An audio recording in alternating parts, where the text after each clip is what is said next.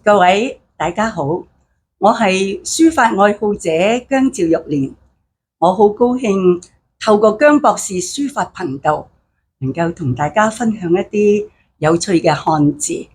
我尤其是中意嘅呢，就係通過書法文化，我哋能夠發放快樂同埋正能量嘅。咁最近呢，有個朋友呢，就係叫我幫佢寫兩個字，就係活力啦。咁我又覺得幾好喎，等我呢研究一下個活字先。咁首先呢，我哋睇下說文解字，佢呢就係話活呢就係水流聲，咁即係流水嘅聲音啊。咁呢一個呢係一個形聲字嚟嘅。左手邊就係三點水啦，係水部啦。但係呢，原來佢代表聲音嗰度呢，就唔係我哋而家楷書慣用嘅舌頭喎，唔係喎，而係呢佢上邊呢係一個士，下邊呢係一個口嘅，即係好似黃昏嗰個昏字，但係下邊呢就係口嚟。我哋而家將呢個字呢變成咗一個三點水一個舌頭嘅舌呢，呢個呢就係由嗰一個字呢俄變而成而家嘅寫法嘅啫。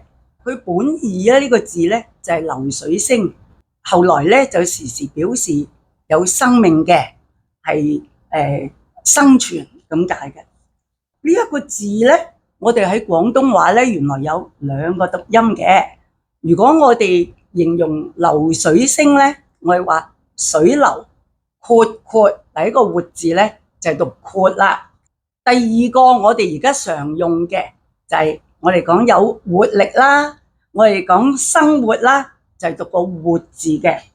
咁我呢就好中意個活字喎，因為呢我覺得呢個字呢真係充滿正能量㗎。嗱，譬如話我哋腦筋要靈活啦，我哋要活得有活力啦，我哋仲有呢最好呢時時活潑啲啦，咁最好呢就快活啲啦，係咪？咁我呢就尤其是中意同嗰啲學識淵博嘅朋友或者老師交往喎，因為佢哋呢就係活字典嚟㗎。嗱，咁我哋又可以學習啦，係咪啊？我哋真係獲益良多嘅。好啦，嗱，而家呢我哋就寫一寫個活字咯噃。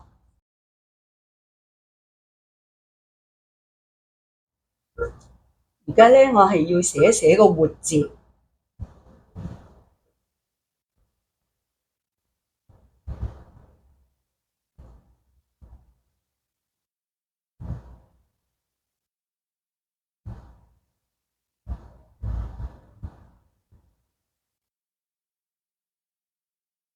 首先呢就比較楷書啲嘅方式啦，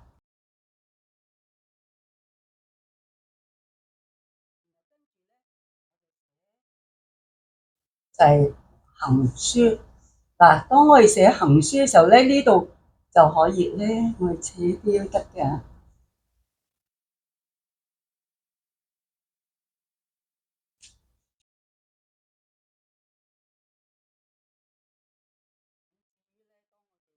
係寫草書嘅話咧，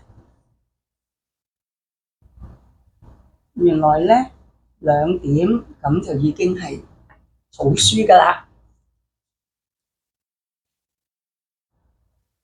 跟住落嚟咧，我寫嘅作品咧係一張小品嚟嘅，我哋寫活力兩個字。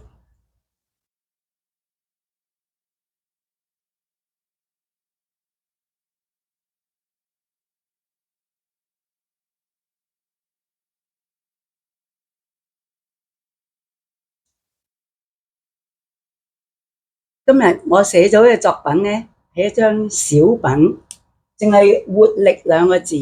咁我咧就選擇咧係橫寫嘅，因為咧我覺得咧橫寫咧活力仲包含咗一個叻字喎。咁所以咧就係我想將呢一個咧就係送俾大家。咁咧祝大家咧係活得有活力，而且咧仲好叻添啊！咁我自己嘅諗法咧，就係我哋要叻，我哋要有活力咧，一個好重要嘅就係我哋要多啲同有正能量嘅人交往啦。另外咧，無論我哋做運動啊，或者係有啲咩嘅興趣啊，我哋一定要持之以恆。咁然後咧，你先至會真係吸收到個知識，同埋對你有用，咁先至叻㗎。好嗱，我喺呢度咧，我仲特別咧，我就唔落款寫自己嘅名啊，因為咧我再寫多啲嘢咧，就會破壞咗個畫面㗎啦。我揀嘅呢個印章咧，都係好細嘅。咁另外，我亦都做咗一個陶藝作品喎，都係呢個活力叻，因為我真係好中意活力兩個字。多謝各位收睇我哋今日嘅書法頻道。如果你哋中意我哋今日嘅活或者我嘅作品活力嘅話咧，請你喺我嘅書法頻道俾個 like 我、留言或者訂閱嘅。我哋下次再見啦，拜拜。